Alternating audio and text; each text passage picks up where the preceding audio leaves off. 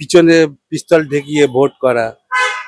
আমরা স্কুল কলেজে তখন নরসিংহ দত্ত কলেজে আমি পড়েছি, সিপি ওইখানকার। তখন আমরা ভাইস প্রিন্সিপালের ঘরে নমিনেশন দিতে গেছি, এতে বোম মেরে দিয়ে। ঠিক আছে, এই যে জালি ভোট, এই অস্ত্র শস্ত্র দেখিয়ে ভোট, ওই সময় থেকে আমাদের অভিজ্ঞতা হয়েছে। খুব ভালো। মানে এরকম ভোট কোনোদিনই হয়নি যেরকম এবারে হয়েছে। শান্তিভাবে ভোট হয়েছে, কোনো সমস্যার কিচ্ছু হয়নি। একদম ভালোভাবে ভোট দিয়েছি, চাই ভিজে দিয়েছি যা দিয়েছি ভালোভাবে দিয়েছি। প্রচুর লাইন ভিড়ভাট্টা থাকে, কিন্তু এবছর একদম ফাঁকা ফাঁকাই যাচ্ছি, সবাই নর্মালি ভোট দিচ্ছে, চলে আসছে। মানে গণতন্ত্রের উৎসবটা কি অনুভব হলো তাহলে ফাইনালি? হ্যাঁ, সেটা তো অবশ্যই। ভোট ভালোই হয়েছে, সব ঠিক হয়েছে, কিন্তু লাস্টের দিকে একটু গন্ডগোল করেছে। আমাদের প্রাক্তন কাউন্সিলর অঞ্জন দাসকে মেরেছে ঢিল ছুঁড়ে, তিনি এখন নারায়ণী হসপিটালে ভর্তি আছে। তার সাথে মিস্টার বিশ্বনাথ দাস ভর্তি আছে, লালটু বলে একটি ছেলে আছে, ও ট্রমা কেয়ারে আছে, এখন ভর্তি আছে। কালকে রাত্রে ভোট হয়ে যাওয়ার পর এই গন্ডগোলটা হয়েছে।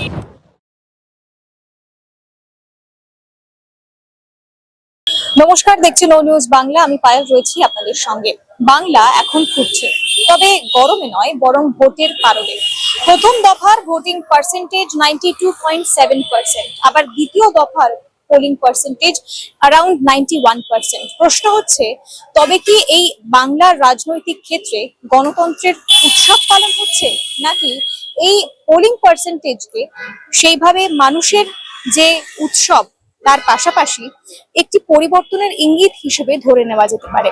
আজ সে প্রসঙ্গে মানুষের সঙ্গে কথা বলবো। আমরা রয়েছি কলকাতার খাস এসপ্লেনেড অঞ্চলে। আসল মানুষের সঙ্গে কথা বলি এবং এই প্রসঙ্গে তাদের কি মতামত, তাদের এইবারের অর্থাৎ 2026-এর কি অভিজ্ঞতা ভোটকে কেন্দ্র করে, তা জেনে নিই।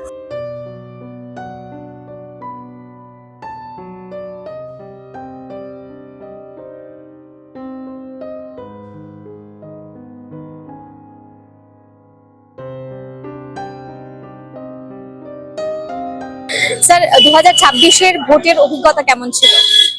অভিজ্ঞতা তো খুব পিসফুলি ভোট হয়েছে, এইটাই অভিজ্ঞতা হয়েছে। আপনি কোন এরিয়ার? আমি হচ্ছি হাওড়া সাঁকরাইল।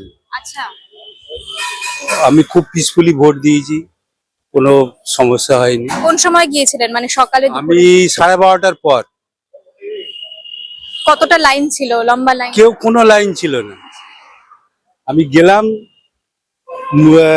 একজন বসে আছেন, বললেন এদিকে আসুন, স্লিপ দেখলো, ওদিকে যান। ওদিক থেকে দেখে বললো ভিতরে যান। ভিতরে গিয়ে এবারে ওদের যা করার করে, এবারে ওই সুইচ দিল, বলে ওই ভিতরে যান। ভোট দিলাম। তার আগে হাতে কালি লাগিয়ে দিল। এই তো। অন্য অন্য বারের থেকে এইবারের অভিজ্ঞতাটা কি মনে হচ্ছে? আগের বারে মানে 2021-এ ভোট হয়েছিল এই ভোট, তাহলে তখনকার তুলনায় কিছু মনে পড়ছে? কোনো সমস্যার তখন সৃষ্টি হয়েছিল, এখন সেটা নেই? না, এখন শুনুন, এই ভোটটা খুব পিসফুলি হয়েছে। আমি আমার এরিয়ার কথা বলছি, সব ভিড় ভাড় কিছু নেই, যে যার জায়গায় আছে। হ্যাঁ, কাকুইকে ভোট কেন্দ্রের কাছে আসতে দেয়নি। কেন্দ্রীয় বাহিনী কতটা সক্রিয় ছিল? খুব ভালোই সক্রিয় ছিল। পুলিশের সহযোগিতা? পুলিশকে তো কই দেখতে পাইনি। ও জ্ঞানেশ কুমারকে ধন্যবাদ দিতে হবে। ভ্যানিশ কুমার নয়, জ্ঞানেশ কুমার, ওনাকে ধন্যবাদ দিতে হবে আমরা পিসফুলি ভোট দেওয়ার জন্য। 92.7% ছিল প্রথম পোলিং পার্সেন্টেজ, এবং সেকেন্ড দফায় অ্যারাউন্ড 91%। তাহলে এত মানুষ এসে ভোট দিতে পারছেন, এইটা কি একটা সার্থকতা? এখন কেউ বলছে, কেউ যে এসআইআর এর ভয়ে ভোট দিচ্ছে, যে না ভোট দিলে তার নাম কেটে দেবে। হ্যাঁ, এবারে কেউ হয়তো নতুন এই যে আপনার ভোটার লিস্টে নাম উঠেছে, যে দেখি একবার কি হয় ওইখানে গিয়ে, এটা যাচাই করার জন্য দিচ্ছে। এবারে পার্সেন্টেজ তো আপনার ভোট তো অনেক আপনার বাতিল হয়ে গেছে, সেই দিক দিয়ে আপনি ম্যাথামেটিক্স আর কেমিস্ট মেশালে হবে না। ম্যাথামেটিক্স তার একটা অঙ্ক কষছে, এত ভোটার ছিল, এত বৈধ, এত অবৈধ, এবারে সেইটা থেকে প্লাস মাইনাস করে এত দাঁড়াচ্ছে। পার্সেন্টেজ দেখতে গেলে তাহলে ওইদিকে যে মানে আগে কম লোক ভোট দিতে, বেশি কম পার্সেন্টেজ হতো। এখন যে বাতিল হয়েছে তার থেকে আপনার যে পার্সেন্টেজ দেখাচ্ছে, তো মোটা দেখতে গেলে আগের মধ্যেই হয়েছে। বাংলা এমন একটা রাজ্য যা কংগ্রেসের শাসন দেখেছে, সিপিএম এর শাসন দেখেছে, টিএমসি শাসন দেখেছে। এবার কার পাল্লা ভারী বলে মনে হয় তাহলে? এখন দেখুন তো, ভোটার বেশিরভাগ চুপচাপ আছে, চুপচাপ ছাপ মেরে যে যার বেরিয়ে যাচ্ছে। এ তো গেজ করা মুশকিল, তবু একটা অনুমান করা যাচ্ছে হাওয়া যেন একটু উল্টো বইছে। সেটা বাংলার উন্নয়নের জন্য। সেটা এখন ভবিষ্যৎ বলবে, উন্নয়ন হবে কি চুরি চামারি হবে, ভবিষ্যৎ সেটা বলবে। আসলে বাংলার মানুষ এতটাই খারাপটা দেখেছে, এতটাই খারাপ অভিজ্ঞতা তার প্রথমে সিপিএম এর শাসনে, বিশেষ করে শেষ কালটাতে। না, আপনি তাহলে চলে যেতে হবে আপনাকে 72 সালে, সিদ্ধার্থ শঙ্কর রায়ের আমলে, ওই পিছনে পিস্তল ঠেকিয়ে ভোট করা। আমরা স্কুল কলেজে তখন নরসিংহ দত্ত কলেজে আমি পড়ি, সিপি ওইখানকার, তখন আমরা ভাইস প্রিন্সিপালের ঘরে নমিনেশন দিতে গেছি, এতে বোম মেরে দিয়ে। ঠিক আছে, এই যে জালি ভোট, এই অস্ত্র শস্ত্র দেখিয়ে ভোট, ওই সময় থেকে আমাদের অভিজ্ঞতা হয়েছে। তারপরে এবার এটা কমার থেকে আস্তে আস্তে বেড়েছে। মানে এইটা বাংলার প্রথম অভিজ্ঞতা এরকম একটা শান্তিপূর্ণ ভোট। হ্যাঁ, ওই জন্যই এটা একটা ধরুন ঐতিহাসিক, আমার লাইফে আমি বলছি ঐতিহাসিক ভোট হয়েছে। স্যার, আপনি কোন এরিয়ার ভোটার? আমি ভবানীপুর। ও, সেই ঐতিহাসিক ভবানীপুর, কেমন অভিজ্ঞতা ভবানীপুর? খুব ভালো, মানে এরকম ভোট কোনোদিনই হয়নি যেরকম এবারে হয়েছে।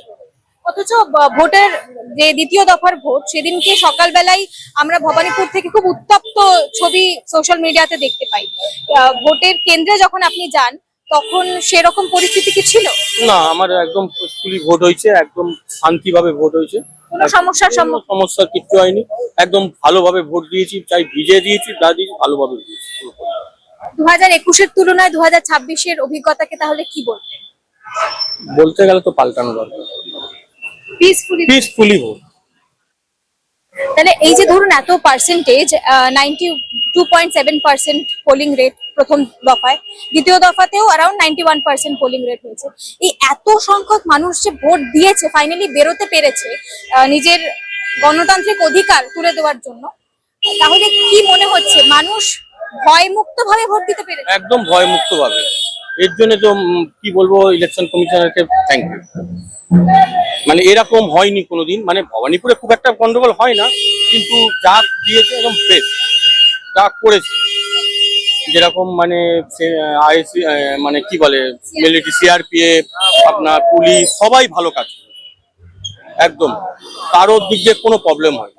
এই যে ধরুন সেন্ট্রাল ফোর্সকে বাইরে থেকে আনতে হলো শুধুমাত্র পশ্চিমবাংলায় ভোট করানোর জন্য, এইটা রাজ্যের পুলিশের কাছে কতটা লজ্জাজনক, শাসক দলের কাছে কতটা না, লজ্জাজনক? লজ্জাজনক আমি বলবো না, কিন্তু ঠিক আছে, তাও একটু দরকার ছিল, যেইভাবে মানে হিংসা হয় যেইভাবে, সেই হিসাবেই নিয়ে, আর কিচ্ছু না।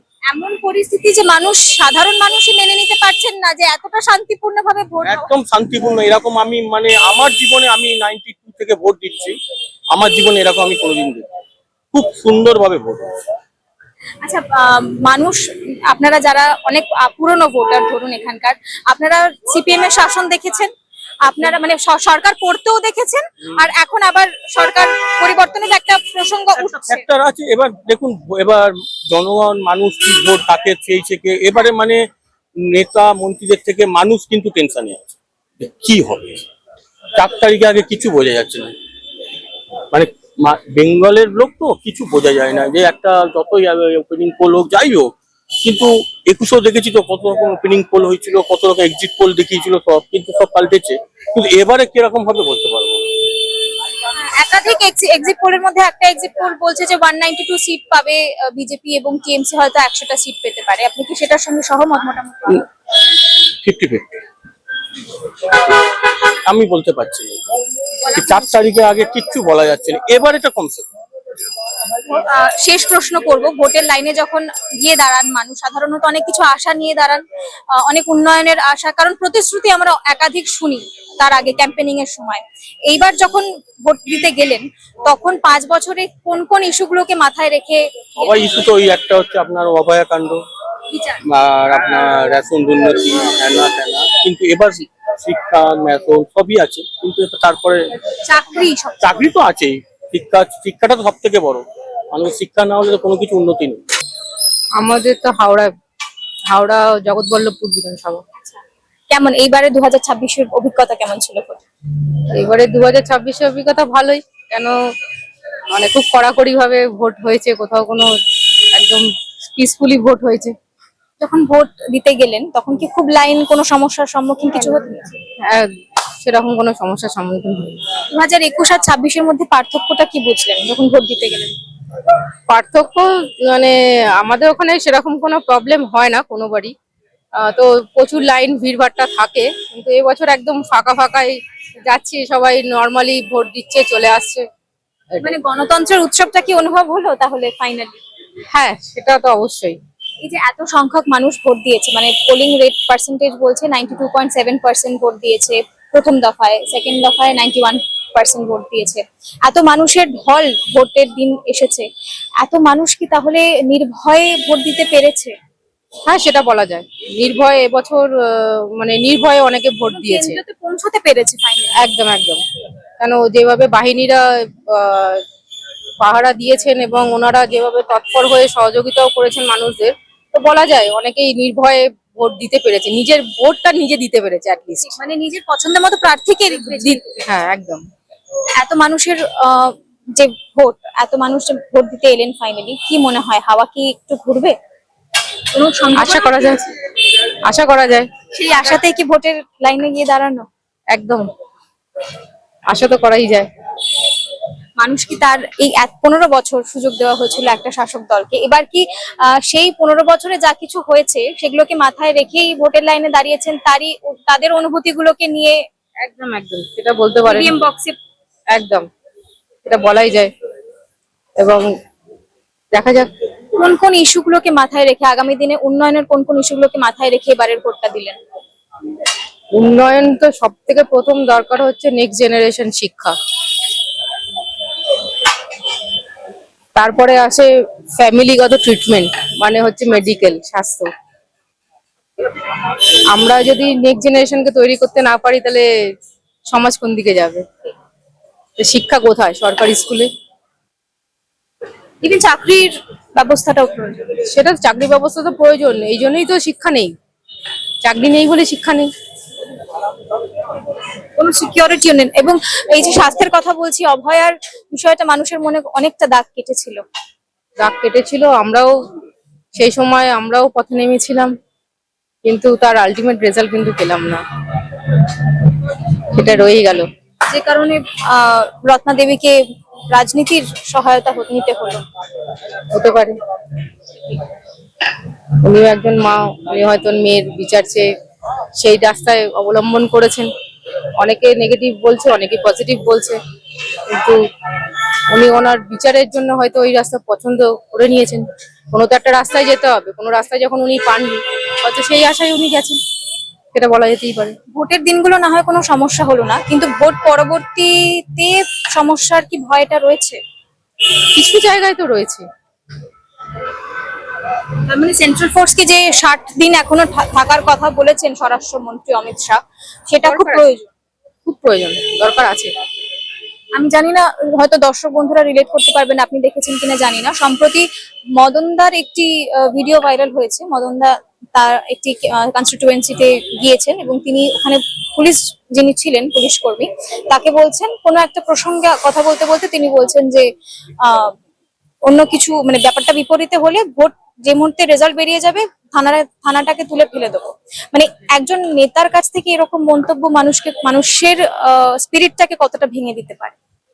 ওনাদের দলের স্পিরিট বাড়াবে, অন্য আমাদের সাধারণ মানুষের স্পিরিট কমিয়ে দেবে, মানে ভয়ে আতঙ্কে আমরা যাতে ঘরে বসে থাকি, এটাই হচ্ছে ব্যাপার। তবে আমি যেটা আপনি বললেন সেটা আমি মানে দেখিনি কার্যত, তো এরকম ভিডিও রিলসও অনেকেই আসছে অনেক জায়গা থেকে, এরকম ওনাদের অনেকেই অনেক কিছু বলছে, শুনতে পাওয়া যাচ্ছে। দেখা যাক। আপনি কোন এরিয়ার? বেহালা, বেহালা পশ্চিম। বেহালা পশ্চিম। এই কিছু কিছু এমন কনস্টিটিউয়েন্সি আছে যেগুলো খুব সংবেদনশীল, তার মধ্যে কখনো কখনো বেহালার নামটাও উঠে আসে। কেমন অভিজ্ঞতা ছিল ভোট? ভোট ভালোই হয়েছে, সব ঠিক হয়েছে, কিন্তু লাস্টের দিকে একটু গন্ডগোল করেছে বিজেপির ছেলেরা। আমাদের প্রাক্তন কাউন্সিলর রঞ্জন দাসকে মেরেছে ঢিল ছুঁড়ে, তিনি এখন নারায়ণী হসপিটালে ভর্তি আছে।